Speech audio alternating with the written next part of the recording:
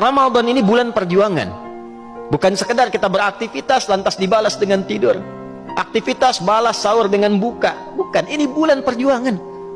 Allah menginginkan lewat Ramadan ini setiap kita jadi baik.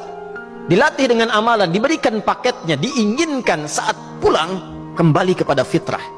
Berjuang kita di bulan ini.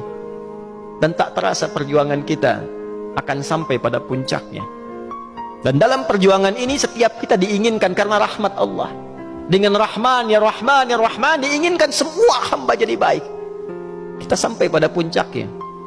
Berlatih dari awal sampai kini, kita koreksi sampai detik ini, sudahkah berubah dari kita menjadi baik? Ujung kepala sampai ujung kaki. Bila belum, masih ada waktu tersisa. Maka dari itu 3 amalan inti sampai akhir Ramadan jadikan sebagai amalan utama penutup Ramadan yang baik.